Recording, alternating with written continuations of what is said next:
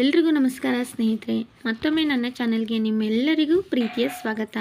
ಸ್ನೇಹಿತರೆ, ಇವತ್ತಿನ ಈ ವಿಡಿಯೋದಲ್ಲಿ ಕಾಮಾಕ್ಷಿ ದೀಪ ಅಂದರೆ ಏನು, ಕಾಮಾಕ್ಷಿ ದೀಪದ ಮಹತ್ವ ಏನು, ಈ ಕಾಮಾಕ್ಷಿ ದೀಪವನ್ನು ನಾವು ಯಾವ ಸಮಯದಲ್ಲಿ ಹಚ್ಚಿದರೆ ಒಳ್ಳೆಯ ಫಲಗಳು ಪ್ರಾಪ್ತಿಯಾಗುತ್ತದೆ, ಮತ್ತು ಅಷ್ಟೇ ಅಲ್ಲದೆ ಕಾಮಾಕ್ಷಿ ದೀಪವನ್ನು ಯಾವ ಒಂದು ದಿಕ್ಕಿಗೆ ಮುಖ ಮಾಡಿ ಹಚ್ಚಬೇಕು ಮತ್ತು ಅಪ್ಪಿತಪ್ಪಿಯು ಈ ಒಂದು ದಿಕ್ಕಿಗೆ ಕಾಮಾಕ್ಷಿ ದೀಪವನ್ನು ಹಚ್ಚಬಾರ್ದು, ಇದೆಲ್ಲದರ ಒಂದು ಸಂಪೂರ್ಣ ಮಾಹಿತಿಯನ್ನು ಇವತ್ತಿನ ಈ ವಿಡಿಯೋದಲ್ಲಿ ತಿಳಿಸ್ಕೊಡ್ತಿದ್ದೀನಿ ಸ್ನೇಹಿತರೆ. ವಿಡಿಯೋವನ್ನು ಪೂರ್ತಿಯಾಗಿ ನೋಡಿ. ವಿಡಿಯೋ ಇಷ್ಟ ಆದರೆ ಲೈಕ್ ಮಾಡೋದನ್ನು ಮರಿಬೇಡಿ.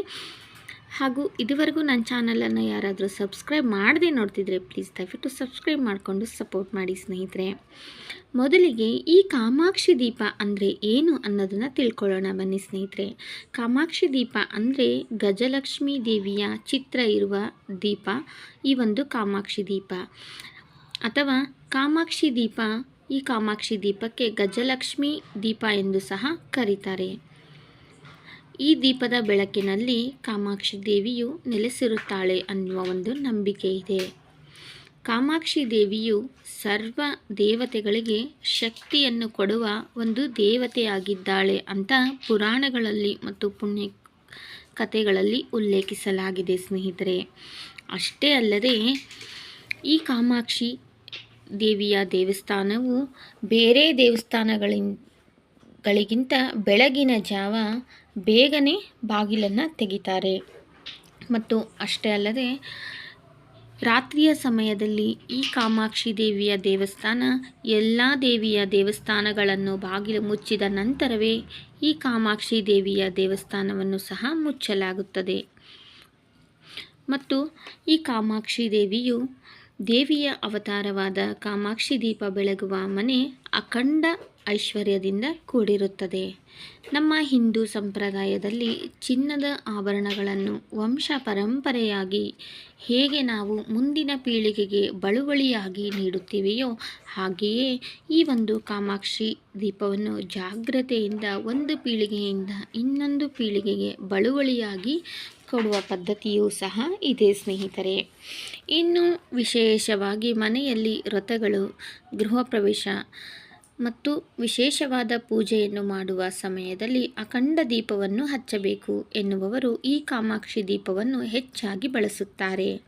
ಹಾಗೆ ಯಾವುದೇ ಪುರಾಣ ಪುಣ್ಯ ಕಥೆ ಪಾರಾಯಣದ ಸಮಯದಲ್ಲಿ ಮತ್ತು ಶುಭ ಕಾರ್ಯಗಳಲ್ಲಿ ಈ ಕಾಮಾಕ್ಷಿ ದೀಪಾರಾಧನೆ ತುಂಬಾ ಶುಭ ಫಲವನ್ನು ತಂದುಕೊಡುತ್ತದೆ ಸ್ನೇಹಿತರೆ. ಅಷ್ಟೇ ಅಲ್ಲದೆ ಕಾಮಾಕ್ಷಿ ದೀಪಾರಾಧನೆ ಮಾಡುವಾಗ ದೀಪಕ್ಕೆ ಮೊದಲಿಗೆ ನಾವು ಒಂದು ಪೀಠದ ಮೇಲೆ ಒಂದು ತಾಮ್ರದ ಅಥವಾ ಬೆಳ್ಳಿಯ ಪ್ಲೇಟನ್ನು ಇಟ್ಟು ಅದಕ್ಕೆ ಸ್ವಲ್ಪ ಅಕ್ಕಿಯನ್ನು ಹಾಕಿ ಅದಕ್ಕೆ ಅರಿಶಿಣ ಕುಂಕುಮವನ್ನು ಹಾಕಿ ಆ ನಂತರ ದೀಪವನ್ನು ಇಟ್ಟು ಆ ದೀಪಕ್ಕೆ ಅರಿಶಿಣ ಕುಂಕುಮ ಹೂಗಳಿಂದ ಅಲಂಕಾರವನ್ನು ಮಾಡಿ ನಂತರ ಶುದ್ಧವಾದ ತುಪ್ಪ ಅಥವಾ ಎಳ್ಳೆಣ್ಣೆಯನ್ನು ಬಳಸಿ 2 ಜೋಡು ಬತ್ತಿಯನ್ನು ಹಾಕಿ ಈ ದೀಪವನ್ನು ಹಚ್ಚುತ್ತಾರೆ ಸ್ನೇಹಿತರೆ. ಇನ್ನು ಈ ದೀಪವನ್ನು ಹಚ್ಚಬೇಕಾದರೆ ಯಾವ ಸಮಯದಲ್ಲಿ ಈ ದೀಪವನ್ನು ಹಚ್ಚಿದರೆ ಒಳ್ಳೆಯ ಫಲಗಳು ಪ್ರಾಪ್ತಿಯಾಗುತ್ತೆ ಅನ್ನೋದಾದರೆ ಬೆಳಗಿನ ಜಾವ ಮತ್ತು ಮುಸ್ಸಂಜೆಯ ಸಮಯದಲ್ಲಿ ಅಂದರೆ ಗೋಧೂಳಿ ಸಮಯದಲ್ಲಿ ಈ ದೀಪವನ್ನು ಹಚ್ಚೋದ್ರಿಂದ ಮನೆಯಲ್ಲಿ ಸಕಲ ಅಷ್ಟೈಶ್ವರ್ಯಗಳು ನೆಲೆಗೊಳ್ಳುತ್ತದೆ. ಅಷ್ಟೇ ಅಲ್ಲದೆ ಈ ದೀಪವನ್ನು ಯಾವಾಗಲೂ ನಾವು ಉತ್ತರ ದಿಕ್ಕಿಗೆ ಮತ್ತು ಪೂರ್ವ ದಿಕ್ಕನ್ನು ನೋಡುವಂತೆ ಅಭಿಮುಖವಾಗಿ ಹಚ್ಚಬೇಕು ಸ್ನೇಹಿತರೆ. ಅಷ್ಟೇ ಅಲ್ಲದೆ ಯಾವುದೇ ಕಾರಣಕ್ಕೂ ಈ ಕಾಮಾಕ್ಷಿ ದೀಪವನ್ನು ದಕ್ಷಿಣ ದಿಕ್ಕಕ್ಕೆ ಮುಖ ಮಾಡಿ ಹಚ್ಚಬಾರದು. ದಕ್ಷಿಣ ದಿಕ್ಕು ಯಮನ ದಿಕ್ಕಾಗಿರೋದ್ರಿಂದ ಈ ದಿಕ್ಕಿಗೆ ಈ ದೀಪವನ್ನು ಮುಖ ಮಾಡಿ ಹಚ್ಚಿದರೆ ಮನೆಯಲ್ಲಿ ತೊಂದರೆಗಳು ಎದುರಾಗುತ್ತದೆ ಸ್ನೇಹಿತರೆ. ಮತ್ತು ಈ ಕಾಮಾಕ್ಷಿ ದೀಪ ಆರಾಧನೆ ಮಾಡಿದರೆ ತುಂಬಾ ಒಳ್ಳೆಯ ಫಲಗಳು ಪ್ರಾಪ್ತಿಯಾಗುತ್ತದೆ ಸ್ನೇಹಿತರೆ. ಕಾಮಾಕ್ಷಿ ದೀಪದ ಬತ್ತಿಯು ಹೇಗೆ ನಿಧಾನವಾಗಿ ಸುಡುತ್ತದೆಯೋ ಹಾಗೆಯೇ ನಮ್ಮ ಮನೆಯಲ್ಲಿರುವ ನಕಾರಾತ್ಮಕ ಶಕ್ತಿಯು ಸಹ ನಿಧಾನವಾಗಿ ತೊಲಗಿ ಹೋಗುತ್ತದೆ. ಯಾವಾಗಲೂ ಈ ದೀಪಾರಾಧನೆ ಮಾಡುವಾಗ 2 ಸಾಮಾನ್ಯ ಬತ್ತಿಗಳನ್ನು ಹಾಕಿ ಇಡುವಂತೆ ನೋಡಿಕೊಳ್ಳಬೇಕು. ಮತ್ತು ಈ ದೀಪವನ್ನು ಯಾವುದೇ ಕಾರಣಕ್ಕೂ ಮಂಗಳವಾರ ಮತ್ತು ಶುಕ್ರವಾರ ತೊಳೆಯಬಾರದು. ಅಂದರೆ ಮಂಗಳವಾರ, ಶುಕ್ರವಾರ ಮತ್ತು ಹುಣ್ಣಿಮೆ ಅಮಾವಾಸ್ಯೆ ದಿನದಲ್ಲಿ ಯಾವುದೇ ಕಾರಣಕ್ಕೂ ಈ ಒಂದು ದೀಪವನ್ನು ಸ್ವಚ್ಛಗೊಳಿಸಬಾರದು ಸ್ನೇಹಿತರೆ. ಇನ್ನು ಯಾರ ಮನೆಯಲ್ಲಿ ಈ ಕಾಮಾಕ್ಷಿ ದೀಪ ಅಖಂಡ ದೀಪವಾಗಿ ಪ್ರತಿದಿನವೂ ಪ್ರಜ್ವಲಿಸುತ್ತದೆಯೋ ಆ ಮನೆಯಲ್ಲಿ ಅಖಂಡ ಐಶ್ವರ್ಯ, ಸಿರಿ, ಸಂಪತ್ತು, ಸಕಲ ಅಭಿವೃದ್ಧಿ ವೃದ್ಧಿಯಾಗುತ್ತದೆ ಎನ್ನುವ ನಂಬಿಕೆಯೂ ಇದೆ ಸ್ನೇಹಿತರೆ.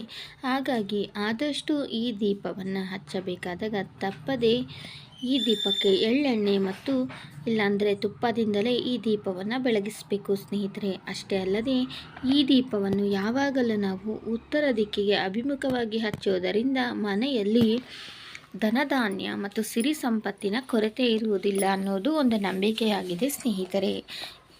ಈ ಕಾಮಾಕ್ಷಿ ದೀಪದ ಬಗ್ಗೆ ನನಗೆ ಗೊತ್ತಿರುವಷ್ಟು ಮಾಹಿತಿಯನ್ನು ಇವತ್ತಿನ ಈ ವಿಡಿಯೋದಲ್ಲಿ ತಿಳಿಸ್ಕೊಟ್ಟಿದ್ದೀನಿ ಸ್ನೇಹಿತರೆ. ವಿಡಿಯೋ ಇಷ್ಟ ಆದರೆ ಲೈಕ್, ಶೇರ್, ಕಮೆಂಟ್ ಮಾಡಿ ಅಂತ ಹೇಳ್ತಾ ಮತ್ತೊಂದು ಒಳ್ಳೆಯ ಮಾಹಿತಿಯೊಂದಿಗೆ ಮತ್ತೆ ಸಿಗ್ತೀನಿ ಸ್ನೇಹಿತರೆ. ವಿಡಿಯೋ ನೋಡಿದ್ದಕ್ಕೆ ಎಲ್ಲರಿಗೂ ತುಂಬ ಹೃದಯದ ಧನ್ಯವಾದಗಳು.